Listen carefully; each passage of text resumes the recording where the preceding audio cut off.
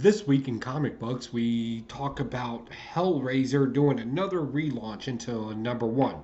This time it's a metaphor, I guess. I don't know, but I liked it, and we need to talk about it. Also, let's talk about why do we need an aftermath for Empire? Pretty much sewed it up pretty well, other than a couple of kids hanging out. And was it any good? We're also going to talk about some of the independents this week, more especially that weird ass. We only find them when they're dead. Why? Why was this comic book given a lot of hype? All that and more, plus some beer, on this week's comic book review. Bump the intro, son.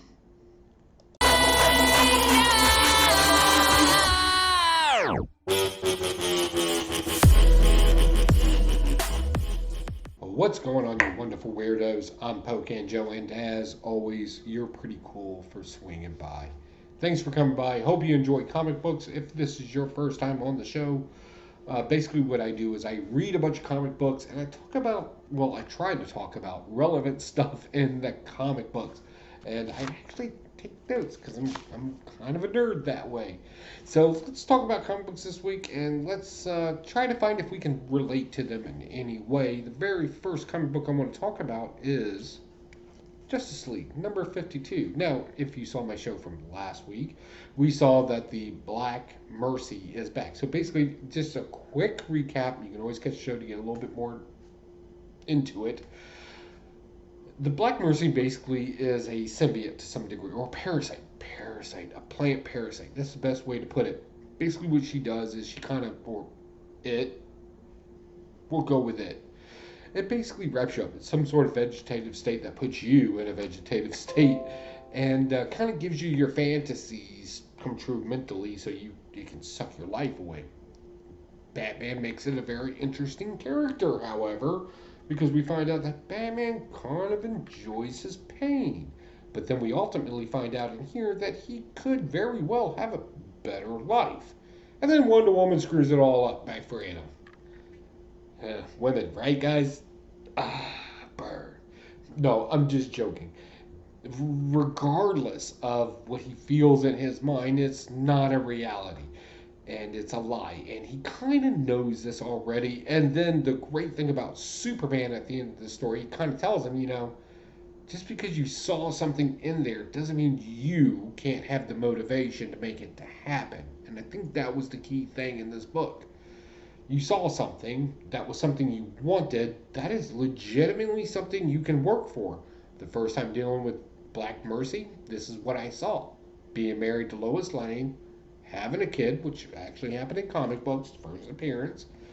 And then we see that him kind of being a buddy, like legitimately just being and I don't even go so far as to say even being a combat buddy.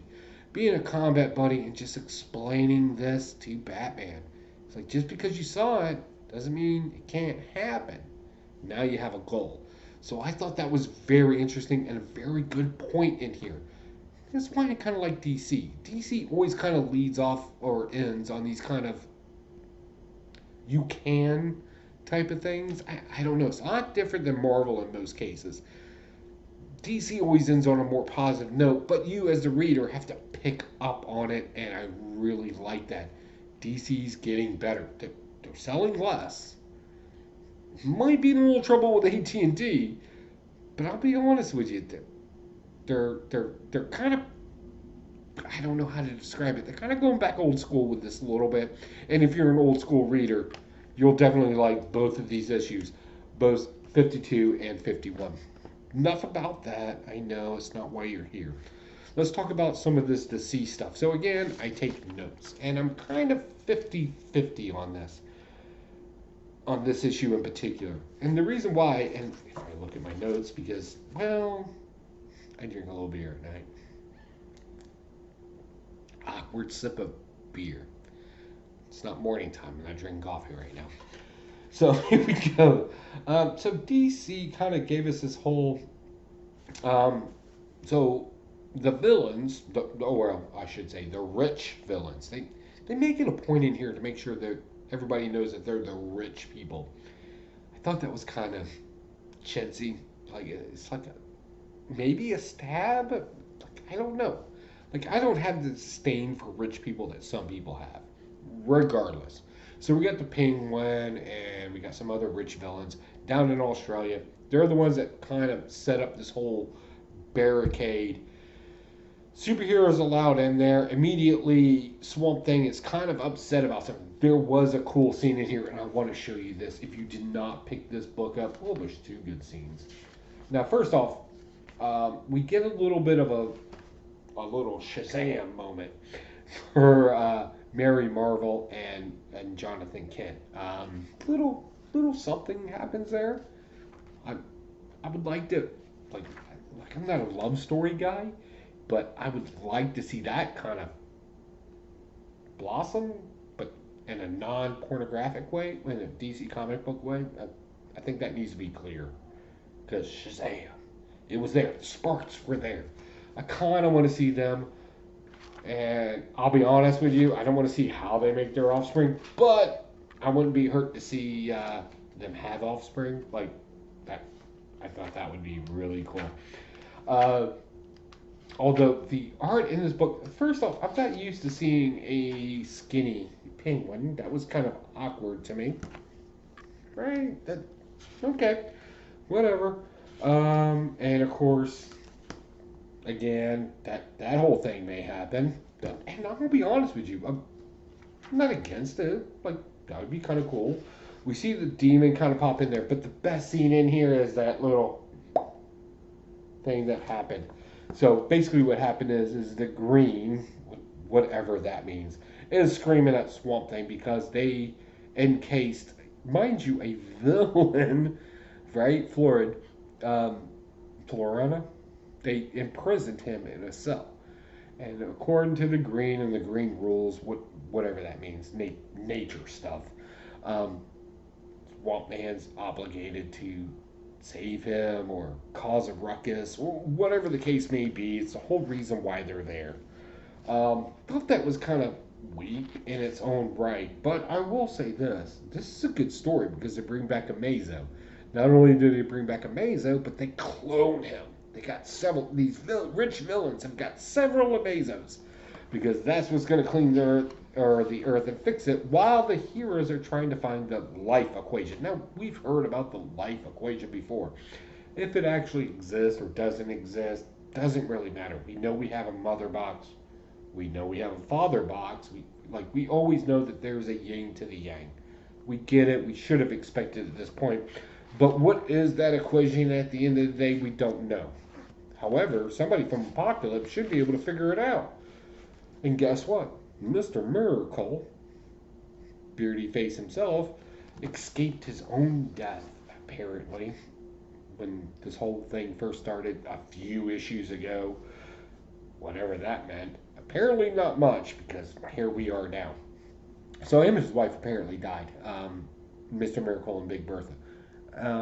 Apparently they didn't die very well. Mr. Miracle, of course, escaped, and he's convinced by John Constantine that, hey, we can fix this. We can bring everybody back. What does that mean? If he, I like this, and the reason why I like this is because we're kind of playing off of a anti-life versus death. I think that's important because there's plenty of people out there that don't live life. That aren't dead. They're just zombies walking through their life.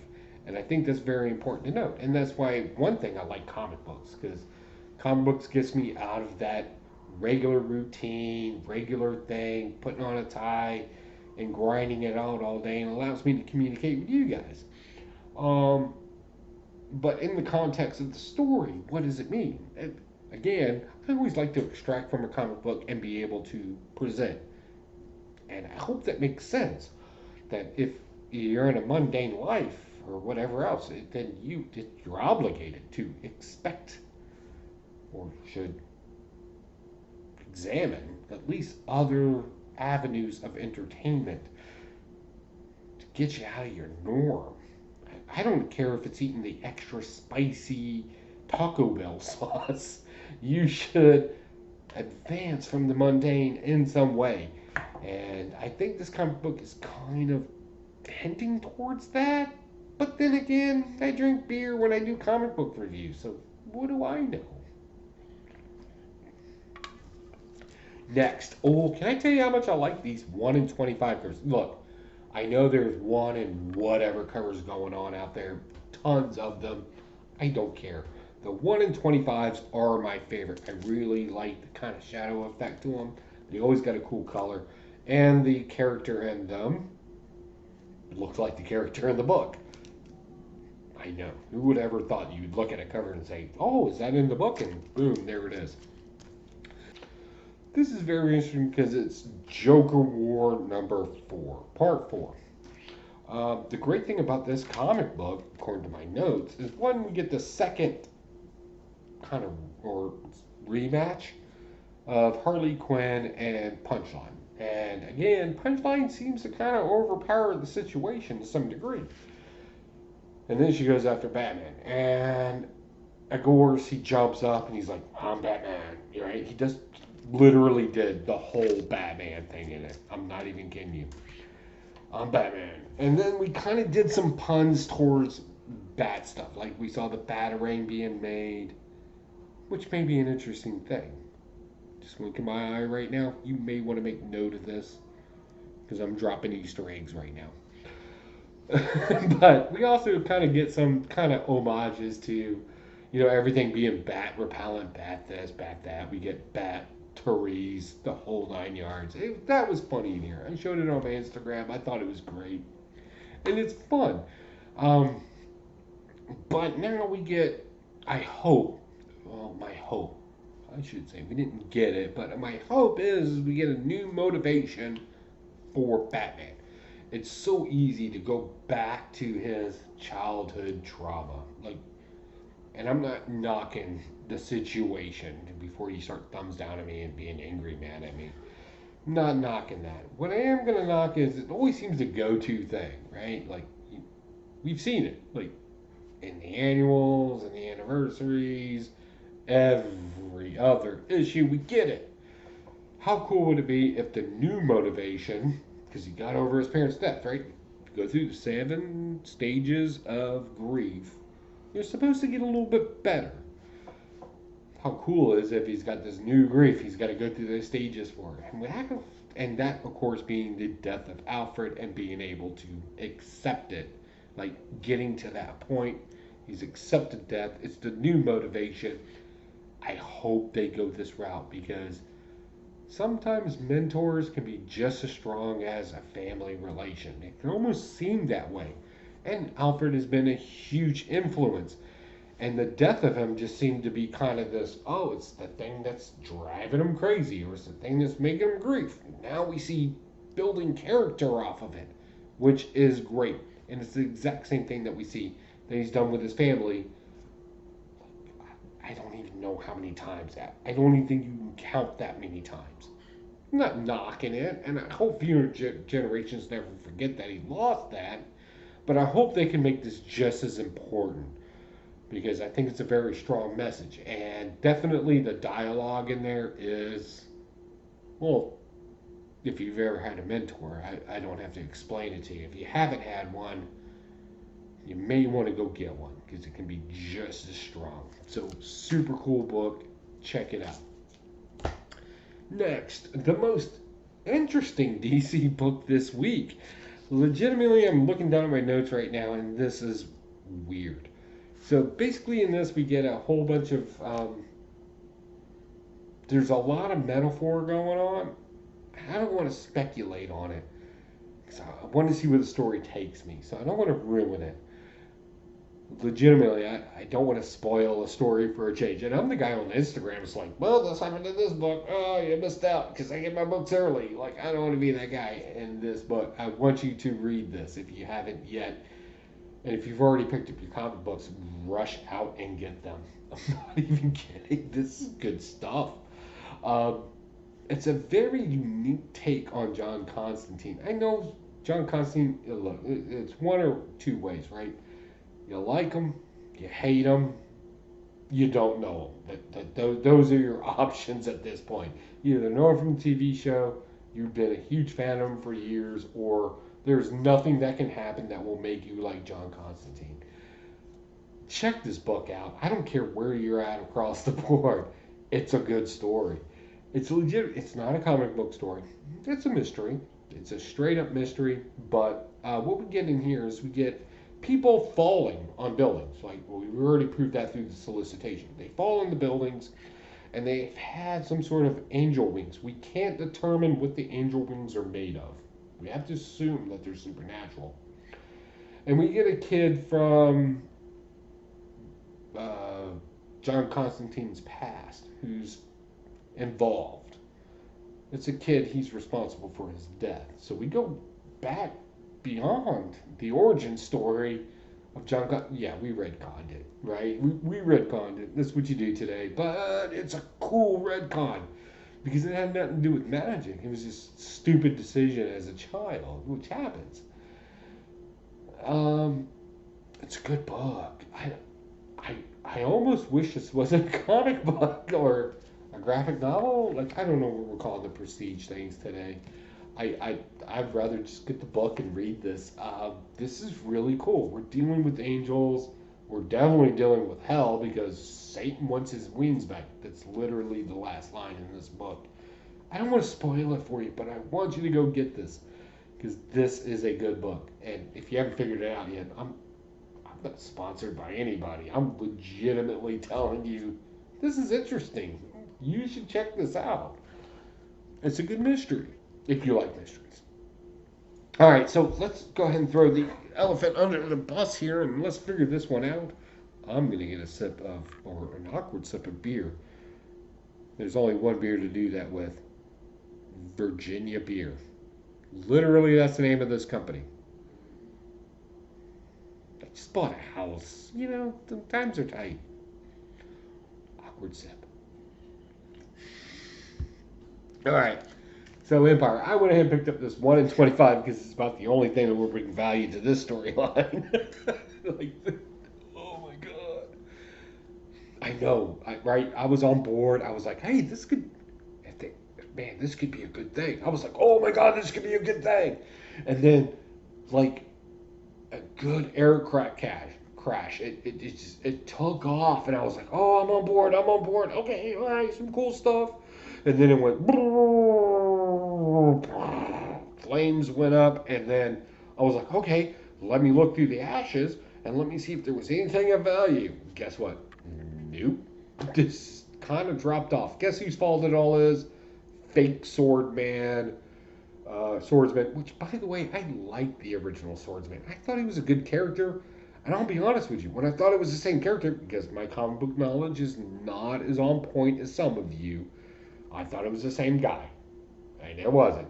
And come to find out, he's just a villain. And then come to find out, he's just a douchebag at the end of it. And I was like, oh, that's really sad. There's no lesson to be learned here. And, you know, some eco-terrorist kid that just got arrested. That's 2020. No, actually, it's not 2020. That's like 1995. Like, ugh, so bad. So hopefully I can sell this for $1.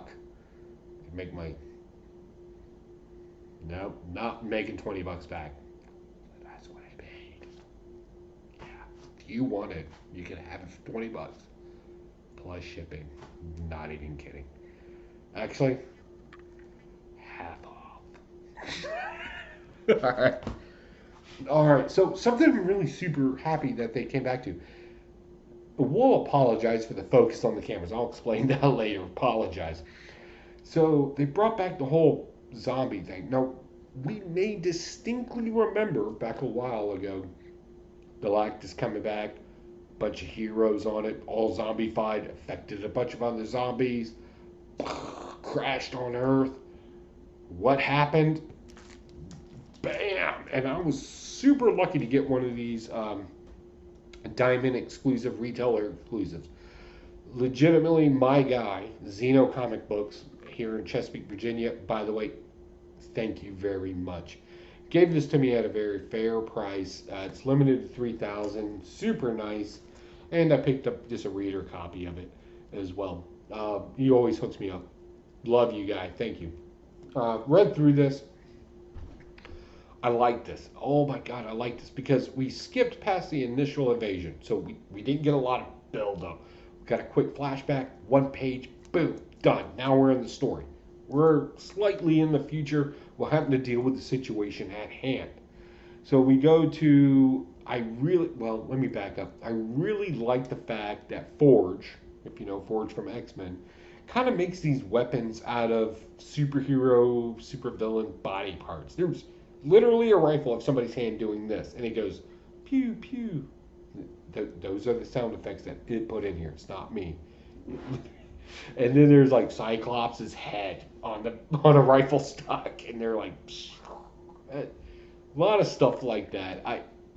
The detail that went into this, I really like it. That's the good thing about a good zombie story. It always adds a lot of detail in the background, so young and old can both be immersed in the story. Great job in this.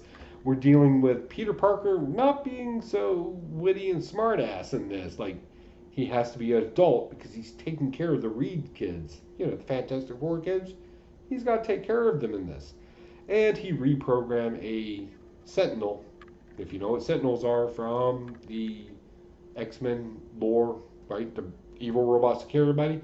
He basically made one a nanny. It's fun.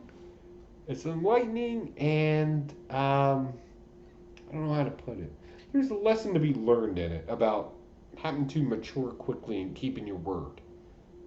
Yeah, I'm going to go with that. Keeping your word and being mature. Kind of lights up in here because, you know, Spider-Man's always been that character. It's kind of free-willing, but what happens when you dump him with two kids for very good reasons? You need to read the reasons. It's ridiculous. Fantastic Four turned into zombies. That happened. Spoilers. That happened in here. So, great story, great concept, and I think a lesson that we all should learn at some point. Good stuff. All right. Next, Wolverine. So I picked this up because on a recommendation for somebody else. One, again, another 1 in 25. How jelly is that cover? You jelly yet, homie? Like, if you don't have this cover, you should be. And you should be like, hey, Joey, it's a great cover. And I should be like, yeah, I'm rich. I buy stuff. No, I'm joking. I'm not even playing with you. So we're kind of trailing off on the whole vampire storyline. I kind of dropped this for a while because I had some other things I really wanted to read and I wanted to keep them within a budget. But I caught up on the story relatively quickly. And of course, this is leading into the Sword of X storyline. I'm kind of interested in that. I've read some synopsis on it, and I kind of wanted to lead in on the whole thing with Omega Red being part of it. So I'll be honest, I don't have much of a review on this. I have some kids, vampire kids, that kind of saved Wolverine with unknowingly, because he's in a block of ice, roll him through a town, and Wolverine literally broke out and was like, and the kids are like, hey, how do we not get you to kill us? Legitimately, Wolverine's like, you can ride or you can die. And I was like, oh, that's so gangster. Like, that's gangster. When I was in the 80s on a BMX bike or skateboard, being a white kid, I was a white kid. If you didn't know, I'm white. I literally would say shit. I was like, we can ride or we can die. Let's do this. And I literally kept that saying through my military. I'm old. I'm old and cheesy. That's what I do. Then to see it in here, I'm like, yeah, Wolverine's old and cheesy. I feel you. Like, I relate to that. So, really fun comic book, but super huge important into the lead into the Sword of X, or X Swords, or whatever they're calling it. You know what you're talking about. Definitely check it out. Plus, super cool cover. I'm trying not to cover behind, to be honest, but I mean, how do you turn that down? Dave, how do you turn that down? You don't. All right. Next, Captain Britain. Tales of Captain Britain. So, this is nothing more than reprints of Captain Britain. This is important because, well, he's going to make a debut in the MCU. And there's plenty of speculation out there what's going to happen. We already know where it is. I don't want to influence on you where you get your information, but it's pretty legitimate sources. We're going to see this character very quickly. So all this is just a quick recap on several issues about how he knows Spider-Man, his origin story, and how he knows this villain, and how he knows that villain. A lot of stuff with the trick story in here. Not overly important if you have those issues, which, yeah, I'm that guy. I have those issues. So don't worry about it. Next, Transformers. So, if you're a follower of the show, you know I've been reading a lot of this. Transformer 1984, huge nostalgic for Transformers back in the day. Loved Transformers. I even fancied myself as being the only guy in elementary school that can go. If you don't know what that is, that's the sound that they made in the cartoon. Like I practiced that noise. So when we played it on the playground in elementary school, I'd be like, "Oh, you didn't do the sound right because you're a douchebag." I was a horrible kid. I really was. But if you like the 1980s and you like the comic book and you like the cartoon, this is the way to go. This is just fun, nostalgic. And here we're back on Cybertron. The Autobots are already on Earth, and nobody really knows what Earth is at this point. But back on Cybertron, we have three warring factions now. Well, soon to be warring factions, I should say. We have three different type of Decepticons, and they're all trying to get power. And guess who emerges at the end of the day? You guessed it, Megatron. It's just stupid nostalgia. there's no meaning behind this. And I don't mean that as an insult. Not everything we have to do has to have meaning. You should just be able to have enjoyment and entertainment to some degree. I recommend this entire series just as one, a history lesson, right, on Transformer lore. Two, as kind of a counterpunch. And if you read the comic book, you know what I'm talking about. Thumbs up to you, buddy. You're the guy that knows. You can kind of see it as a counterpunch or a different take on the Autobots and the whole situation on Cybertron. Same things happen, different view. It was interesting. Yes, they're retconning it. I know a lot of people have problems with retcons. Hey, man, you make your money how you make your money. At the end of the day, if you tell a good story, it's a good story. Last but not least, let's talk about the weirdest comic book I read this week. And I'll be honest with you, my notes for this book are like that's it. I don't know what to think of this book. This is where I need you. If you read this book and God forbid you read the video or you watched the video this long, well, somebody help me out. What are we doing in this book? And the book is we only find them where they're dead. First off, super long title. Second, this is a one-in-store variant. So basically, just go with me on this. I'm going to try.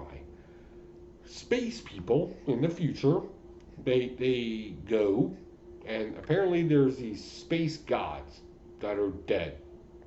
Little g. So just to make things easy, we're going to go with little g gods. Basically giants.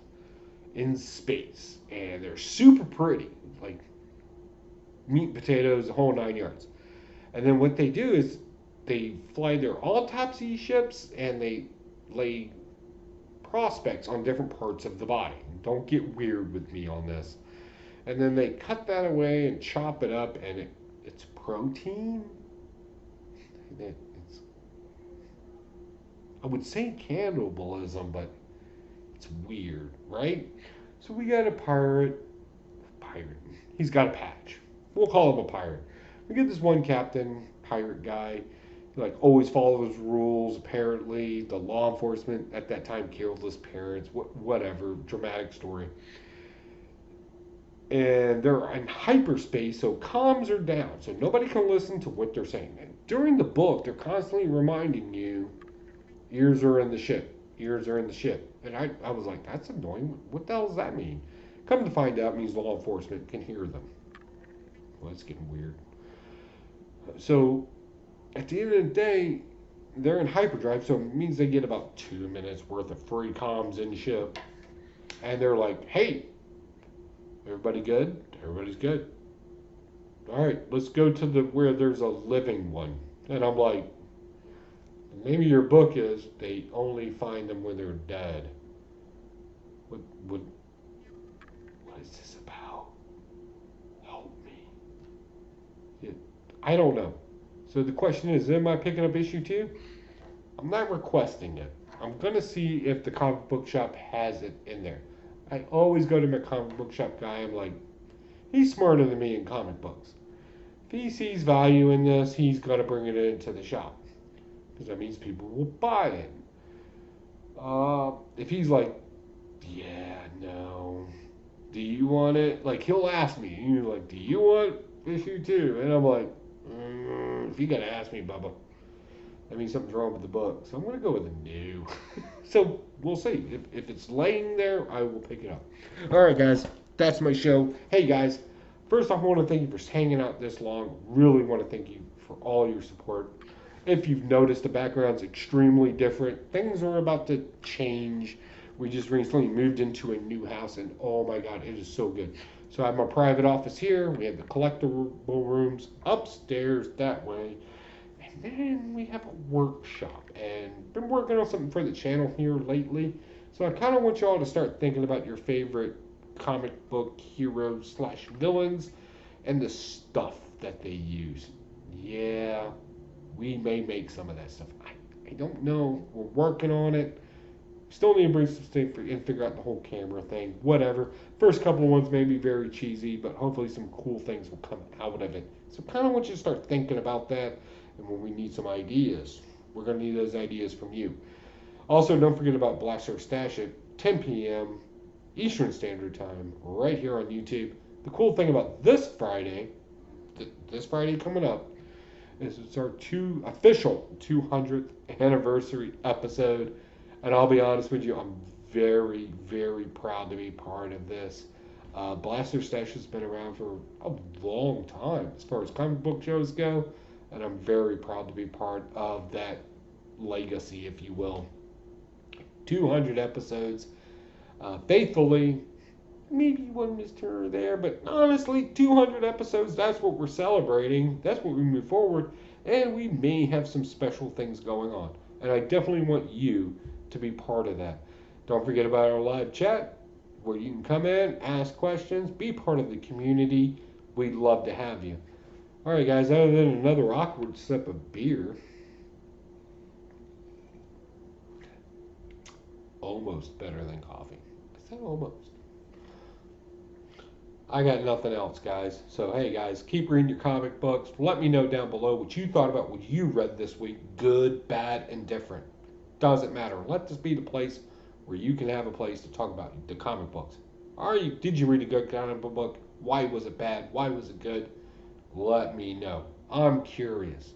And also, if there's something I should be reading, comment down below. Love to read it and give my opinions on it, and I use you for that. Other than that, guys, I'm out. Take it easy. Bye.